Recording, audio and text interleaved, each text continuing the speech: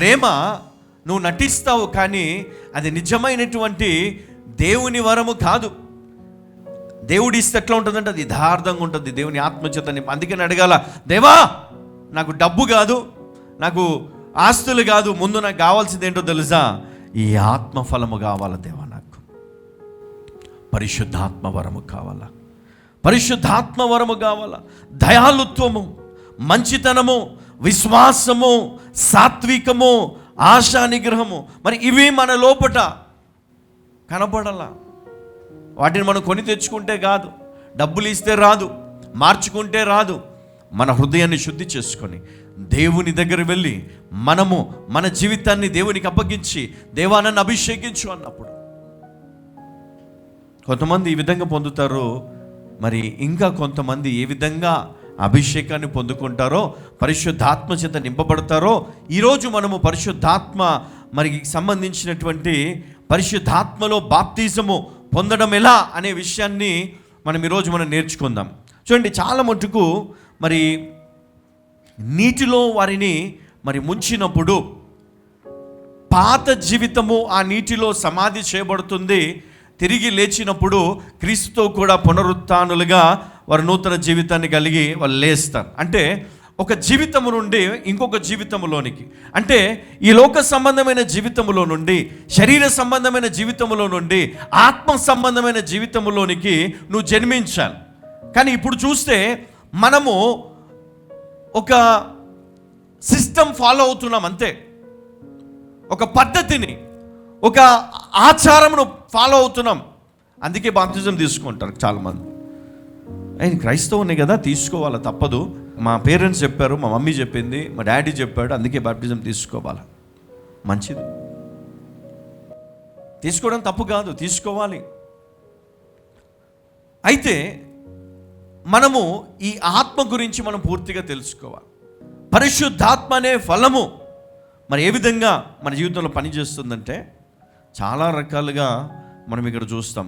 ఉదాహరణకు పరిశుద్ధ గ్రంథంలో మొట్టమొదటిగా మనం ఎక్కడ చూస్తామంటే అపోస్తల కార్యము 2వ అధ్యాయము 1 నుంచి 4 వరకు మనం చూసినట్లయితే అక్కడ కొన్ని విషయాలను మనము స్టడీ చేయొచ్చు.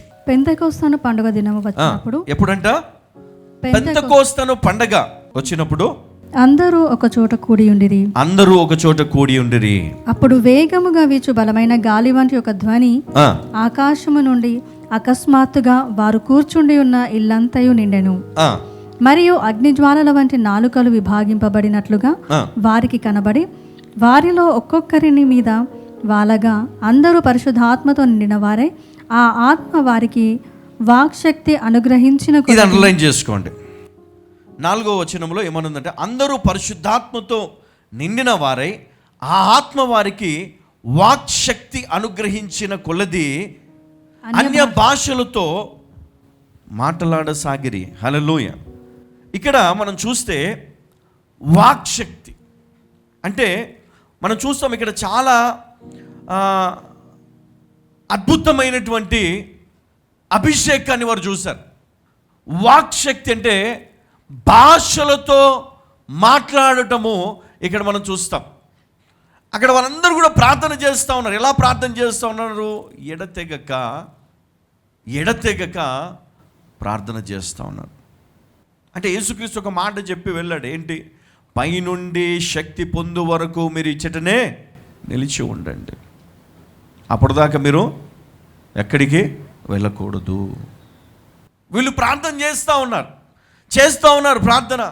గొప్ప అభిషేకము వారిపైన దిగి వచ్చినప్పుడు వారు భాషలతో మాట్లాడడం మొదలుపెట్టారు. చూడండి 16వ అధ్యాయం 21వ వచనం చూడండి. రోమీయులమైన మనము అంగీకరించుటకైనను చేయుటకైనను కూడని ఆచారములు ప్రచురించుచు మన పట్టణము గలిబిలి చేయుచున్నారని చెప్పిరి. చూడండి వారు ఏమనుకుంటున్నారు ఇక్కడ వాళ్ళందరూ కూడా అంటే వీరు రోమీయులు. వీరు ఏం చేస్తూ ఉన్నారు? క్రీస్తుని గురించి వీరు బోధిస్తూ క్రీస్తు పేరట మరి ఈ కార్యాలు చేస్తున్నారు కాబట్టి వారిలో అనేక సందేహాలు. ఈ యొక్క ఫలాన్ని చూసి ఆశ్చర్యపోతూ ఉన్నారు. ఈ శక్తిని చూసి అక్కడ వారిలో ఈర్ష్య పుట్టింది. మరి ఆ మేడ గదిలో వారు పొందిన శక్తి అది సామాన్యమైనటువంటి శక్తి కాదు. దేవుడు వారికి ఇచ్చిన అధికారం దేవుడు వారికి ఇచ్చినటువంటి దివ్యమైన ఈ ఫలము వారు కలిగి ఉన్నారు. అందుకే వారు ఎక్కడికి వెళ్ళినా కూడా దేవుని శక్తి. లోక సువార్త 24:49 ఒకసారి చదువు. ఇదిగో నా తండ్రి వాగ్దానము చేసినది మీ మీదికి పంపుచున్నాను. ఏమన్నాడు? ఇదిగో తండ్రి వాగ్దానము చేసినది నీ మీదికి పంపుచున్నాను, మీరు పైనుండి శక్తి పొందు వరకు.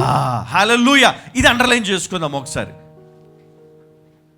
నా తండ్రి ఏం వాగ్దానం చేశాడు?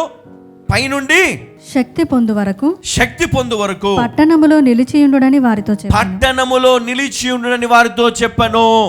హల్లెలూయా. పైనుండి శక్తి పొందు వరకు. అది ఎలా పొందారు అంటే దేవుని ఆత్మ చేత, పరిశుద్ధాత్మ శక్తి చేత వారు నింపబడ్డారు. అపోస్తలుల కార్యం 1:8 ఒకసారి. అయినను పరిశుద్ధాత్మ మీ మీదికి వచ్చినప్పుడు, అయినను పరిశుద్ధాత్మ మీ మీదికి వచ్చినప్పుడు మీరు శక్తి నొందెదరు గనుక, మీరు శక్తి నొందెదరు గనుక, మీరు యెరూషలేములోను యూదయ సమరయ దేశముల యందంతటను, యూదయ సమరయ దేశములందంతటి భూదిగంతముల వరకును నాకు సాక్షులై ఉందురని. ఎప్పటి వరకు? భూదిగంతముల వరకును నాకు సాక్షులై ఉందురని వారితో చెప్పెను. హల్లెలూయా. ఎప్పటి వరకు? ఈ భూమి అంతమైపోయేంత వరకు. హల్లెలూయా. దేవుని శక్తి. ఒకప్పుడు మనం పాత నిబంధనలు మనం చూసినప్పుడు కొంతమంది దగ్గరనే ఈ శక్తి కనపడేది. వాళ్ళు మట్టుకే ప్రార్థించగా దేవుడు అద్భుత కార్యాలు చేశాడు. ఉదాహరణకు మోషే, ఏలియా, ఎలీషా, దానియేలు, షడ్రకు, మేషకు, అబద్దుకుని వారి జీవితంలో మరి ఇంకా మనం చూస్తాం చాలా సందర్భాల్లో దేవుడు మరి ఆయన శక్తిని కనపరచడం మనం చూసాం. కానీ ప్రజలలోనికి వెళ్ళినప్పుడు ప్రజల ద్వారా, అంటే ఈ శిష్యుల ద్వారా, ఈ అపోస్తుల ద్వారా దేవుడు చేసిన గొప్ప కార్యాలు మనం ఈ నూతన నిబంధనలు మనం చూస్తాం. ఈ నూతన నిబంధనలు మనం చూస్తున్నాం ఏంటంటే, మొదటిగా ఈ శక్తిని మనం పొందాలి అంటే మనకు ఏం కావాలంటే పర్మిషన్ కావాలి. దేవుని ఆత్మను పొందాలంటే ఏం కావాలి? యాక్సెస్ కావాలా. తండ్రి అయిన దేవుణ్ణి నువ్వు అడగాల. ఎవరిని అడగాల? తండ్రి అయిన దేవుణ్ణి నువ్వు అడగాలి. పరలోకపు తండ్రిని అడగాలి. ఇక్కడ లూకా సువార్త 11:13 మనం చూస్తూ ఉన్నాం ఏంటంటే, ఆయనను నువ్వు అడిగినప్పుడు పరలోకమందున్న మీ తండ్రి తన్ను అడుగు వారికి పరిశుద్ధాత్మను ఎంతో నిశ్చయముగా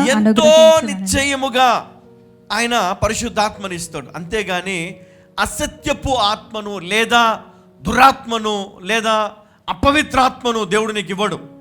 ఏమిస్తాడైనా? పరిశుద్ధాత్మనే నీకు ఇస్తాడు. హల్లెలూయా.